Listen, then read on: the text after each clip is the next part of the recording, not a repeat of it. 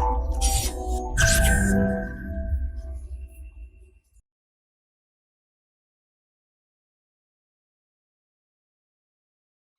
दोस्तों, this is Vishakha Daga coming up with a new round of editorial explain. आपने dialogue तो सुना होगा, तारीख पे तारीख मिलती है, पर जो नहीं मिलता है वो है जस्टिस। कुछ ऐसा ही केस हमारी इंडियन जुडिशरी का भी है, जिसको हाईलाइट करता है शशाधर विश्वास केस। तो आज के एडिटोरियल एक्सप्लेन में हम इसी को डिस्कस करेंगे, जो कि हाईलाइट करता है इंडियन जुडिशियल पेंडेंसी के लिए और उसके लिए क्या किया जा सकता है। एडिटोरियल बहुत अच्छे से सजेशन देता है, जिसमें आप समझेंगे थोड़ा सा फास्टर सुपेस के बारे में भी। तो चलिए बढ़ते हैं आगे और सबसे पहले डिस्कस करते हैं इस केस के बारे में, जो कि इंडियन एक्सप्रेस में आर्टिकल आया था, which talks about कि how due to various loopholes in civil procedure code आपका जो जस्टिस है वो डिलेड हो जाता है। अच्छा, उसके लिए सबसे पहली बात, अगर हम इंडियन जुडिशरी की स्टेट ऑफ अफेयर देखें तो आर्टिकल 21 जो हमारा है वो जस्टिस को integral fundamental part of the Indian constitution मान देता है। पर अगर वहीं देखा जाए तो हमारी पेंडेंसी कम से कम 3.5 करोड़ केसेस की है, जिसमें से आपके 87% जो केसेस हैं वो आपके सबऑर्डिनेट कोर्ट्स में होते हैं। फिर आपके जो कि आपके 2.9 लाख के 9 करोड़ के आसपास है, फिर 49 लाख के आसपास या 50 लाख के आसपास आपके हाई कोर्ट में है, और इसका 57,000 के आसपास आपके सुप्रीम कोर्ट में है। ओवरऑल देखा जाए तो हमारी कंट्री में in average it takes 15 years, 15 साल लग जाते हैं एक केस को डिस्पोज होने में। 15 साल। कभी कभी विक्टिम ही उस पूरे प्रोसेस में गुजर जाता है और शायद उसके एयर्स वगैरह अपने जस्टिस के लिए लड़ते हैं। Now this is a very state of affair जिसके बारे में काम करने की जरूरत है। आर्टिकल उसी चीज को हाईलाइट करता है through a case of Shashadhar विश्वास केस। ना शशाधर विश्वास केस पर इंटरेस्टिंग केस है, जो कि 5-6 राउंड्स तक अभी तक चलता रहा है पिछले 50 साल से। 1971 में केस ओरिजिनेट हुआ था। इस केस में होता क्या है, शशाधर विश्वास जो कि प्रेजेंट थे आपके वेस्ट बंगाल के एक डिस्ट्रिक्ट में, ये 3,000 रुपए का लोन लेते हैं रामाबाई से। तो रामाबाई इनको 3,000 रुपए का लोन दे देती हैं और ये आपके शशाधर विश्वास हैं। लेकिन शशाधर विश्वास क्या करते हैं, उनको रिटर्न नहीं करते 3,000 लोन। तो रामाबाई क्या करती हैं, कोर्ट चली जाती हैं इसको रिजॉल्व करने के लिए। तो रामाबाई यहाँ से कोर्ट चली जाएंगे बिकॉज जस्टिस तो वही मिलता है। बट एक्चुअली हुआ क्या, ये 3,000 रुपए के लिए 1971 में अभी पूरा केस चलता रहेगा। तो सबसे पहले 1971 में जब रामाबाई गए तो 1974 में इसकी जजमेंट आती है कि रामाबाई को उनके पैसे लौटा देंगे शशाधर विश्वास केस। आर्टिकल बोलता है कि इतना शॉर्टेड केस था, ये इतना सिंपल केस था कि कोई एक निगाह डाल के उसके बारे में जजमेंट दे सकता था कि हाँ, रमाबाई को उनके पैसे मिलने चाहिए थे और शशाधर विश्वास को दे देने चाहिए थे। बट इतना सिंपल केस जिसके एविडेंस सबके सामने थे और एक लुक के साथ आप बता सकते थे कि इसकी जजमेंट क्या होनी चाहिए, उस केस को रिजॉल्व होने में 50 साल लगते हैं। और आप देखिए कैसे होता है। 1974 में जजमेंट आती है कि रमाबाई को उनके पैसे मिल जाने चाहिए, शशाधर विश्वास को देने होंगे। लेकिन शशाधर विश्वास क्या कहते हैं, वो कहते हैं हमारे पास पैसा ही नहीं है तो वो देंगे ही नहीं। अब ऐसे केस में रमाबाई फिर कोर्ट चली जाती हैं। कोर्ट में रमाबाई बोलते, जो कोर्ट का डिसीजन आता है कि शशाधर विश्वास को पैसे देने होंगे, उसके लिए चाहे उनको अपनी जमीन क्यों ना बेचनी हो। तो उसके बाद जो शशाधर विश्वास की एक कुछ जमीन होती है उसका ऑक्शन किया जाता है। तो उसे ऑक्शन करने के लिए जब जा रहे होते हैं तो शशाधर विश्वास वापस कोर्ट चले जाते हैं उसको रोकने के लिए, ऑक्शन को रोकने के लिए। फिर आपका केस खिंचता है।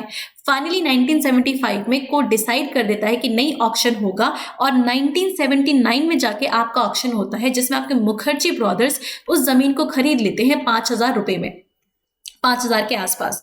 और उनको बोला जाता है कि उसमें से जो आपके 39,000 है वो आपको रमाबाई को देने होंगे, क्योंकि इतने साल में जो केस में जो इंटरेस्ट लगना था वो इतना ही है। अब मुखर्जी ब्रदर्स ने वो जमीन खरीद ली। अब आप सोच रहे हैं केस यहाँ रिजॉल्व हो जाना चाहिए था, बट केस यहाँ भी रिजॉल्व नहीं होता। 1980s में 1980s में शशाधर विश्वास क्या करते हैं, मुखर्जी ब्रदर्स के पास चले जाते हैं, रामाबाई को कंप्लीटली अबेंडन करके बोलते हैं कि मैं जो पैसा है वो लौटा दूंगा, आप ऑक्शन वापस ले लीजिए ना। This was illegal. कोई पहली अगर राउंड में ही इसको देखता तो उसको इलीगल माना जाता है, बिकॉज कोर्ट अब इसको सेटल करने वाली थी। ये पैसा कोर्ट के पास जाना था और कोर्ट को रामाबाई के पास देना था। बट ये एक्सटर्नल इंटरवेंशन हुआ और ये शशाधर विश्वास ने मुखर्जी ब्रदर्स के साथ बाहर जाके कोई आपकी इलीगल सेटलमेंट की है, और उसके बाद इसको इस पूरे प्रोसेस को रोक दिया जाता है।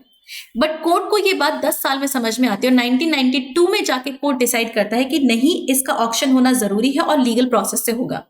अब 1992 में ऑक्शन हो जाता है फाइनली। तो जो पहला 1992 में पहली लिटिगेशन होती है वो ऑक्शन के अगेंस्ट होती है। इसके बाद 2001 में सेकंड लिटिगेशन जाती है, वो सेलिंग ऑफ सर्टिफिकेट के अगेंस्ट जाती है कि नहीं, सेलिंग ऑफ सर्टिफिकेट नहीं मिल रहा है इस केस में। फिर आप देखे जाएं तो केस चला जाता है 2002-2005 के आसपास, जब इसके बाद ये केस जाता है यहाँ पे कि जो पोजेशन मुखर्जी ब्रदर्स को जब फाइनली जमीन मिल जाती है तो उनको पोजेशन नहीं मिलता जमीन का, क्योंकि ससादर वहां पे एक जमीन बना चुके थे उस पूरे खेत पे, जो उसका उनकी जमीन होती है वहां पे एक बिल्डिंग बना लेते हैं। Not because of this building उन ससादर ब्रदर्स को अपनी जमीन नहीं मिलती। और अब 5th राउंड ऑफ केस चल रहा है जहां पे रामाबाई तो शायद जिंदा भी नहीं है, इनके जो बच्चे हैं वो इस केस को लड़ रहे हैं।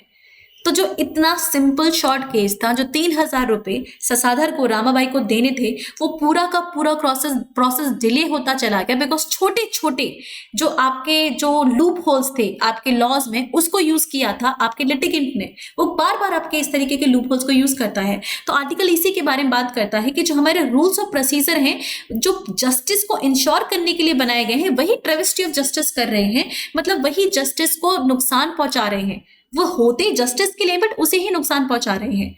तो article gives a very good line, आप इसे कहीं पे लिख सकते हैं अपनी ना इंट्रोडक्शन, जब आप लिखें कोई अपना आंसर लिखें मेंस का, कि justice hurried is justice buried. अगर जस्टिस बहुत जल्दी में लेते हैं तो मे बी शायद इनोसेंट को आप गिल्टी साबित कर दो, पर justice tarried is also justice buried. Ramabai शायद यही इस ख्वाब के साथ अपनी जिंदगी गवा दी कि कभी उनको जस्टिस मिलेगा, but she did not get. In this case justice tarried is justice buried only. जो डिले होता चला गया और वो जस्टिस किसी को नहीं मिला। It is this which needs to be cured, कि यहाँ पे जो जस्टिस है वो टाइम पे लोगों को मिलना चाहिए। तो आर्टिकल इसके लिए बहुत अच्छे सजेशन लेता है।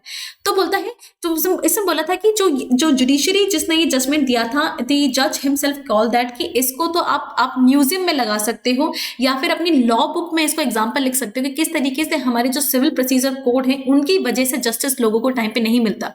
इनफैक्ट जो लिटिगेंट है वो वेस्टेड इंटरेस्ट के साथ इसीलिए आता है क्योंकि उसको पता है कि वो केस वो हारेगा ही, तो वो सिर्फ एक ही हथियार अपने पास यूज करता है, वो अपने टाइम बाय करना। वो बेसिकली केस को डिले करते रहता है और हमारे जो सीवीसी है, सीआरपीसी है, वो इन सबको हेल्प करते हैं। तो आर्टिकल सेज कि this is way you need to work the most, जिससे कि इंटेंशनल डिले आपके कम हो सके। पहली बात, आपके कोड ऑफ सिविल प्रोसीजर में जो कमी है उन पे काम करो। 2002 में एक अमेंडमेंट लाए गए थे सीवीसी में, जिसमें बोला गया था कि अब हम कम से कम 1-1.5 साल में जजमेंट प्रोनाउंस कर दिए जाएंगे, बट ऐसा हो नहीं रहा। इसका मतलब अभी तक आपने वीकनेसेस पे काम नहीं किया है, तो नए तरीके से रिफॉर्म लेकर आइए। साथ में आर्टिकल ने बहुत अच्छी एक सजेशन दी है कि आप अगर ऐसे ट्रिवियल सिविल केसेस हैं जो कि शॉर्ट केस है, जो एविडेंस आपके सामने है, ऐसे केस को जजेस को देने के सिवा आर्टिफिशियल इंटेलिजेंस को दिया जा सकता है। वो इस तरीके के केसेस को एक डेटा बनाएंगे, देखेंगे और बहुत जल्दी जजमेंट दे सकते हैं, और जो आपके लूप होल्स हैं इसको मिसयूज नहीं किया जा सकता। इससे आपकी जुडिशियल पेंडेंसी और कम होगी। क्यों? जजेस की रिक्वायरमेंट इस समय बढ़ रही है लेकिन अपॉइंटमेंट कम हो रही है, तो यहाँ से रिक्वायरमेंट ही आपकी कम हो जाएगी। अच्छा, आपको पता हो, याद हो तो मैंने एक वीडियो बनाई थी फास्टर और SUPACE, faster and SUPACE dealt with that only, कि किस तरीके से हम, जैसे सुपेस में स्पेसिफिकली हम आर्टिफिशियल इंटेलिजेंस यूज कर रहे थे जिससे कि जजेस को वो डेटा प्रोवाइड किया जा सके, जिससे कि वो जजमेंट ले सके सिमिलर केसेस में। अच्छा, सुपेस में खास बात ये थी कि हम आर्टिफिशियल इंटेलिजेंस को यूज कर रहे थे जजेस को डेटा देने में, रेलेवेंट डेटा देने में, बट ये नहीं बोला गया था कि आर्टिफिशियल इंटेलिजेंस को जजमेंट के लिए भी यूज किया जाएगा। लेकिन ये जो एडिटोरियल है वो एक कदम आगे जाता है। वो बोलता है कि ऐसे ट्रिवियल केसेस में मे बी जजेस की रिक्वायरमेंट ही ना हो। Artificial intelligence simply by looking at the evidence can give evidence in short period of time. ये आपकी थोड़ी फॉरवर्ड लुकिंग ये आपका सजेशन है, इसके बारे में आप एक बार सोच सकते हैं। तो आई होप ये आर्टिकल आपके लिए हेल्पफुल था। And if that is the case then like and subscribe us. If not, then put the comment in the comment section. Thank you so much. Current Affairs by Forum IAS is an all-in-one program that covers the dynamic aspect of the syllabus from both prelims and mains perspective. Last year, we have helped more than 100 students crack IAS with our current affairs classes.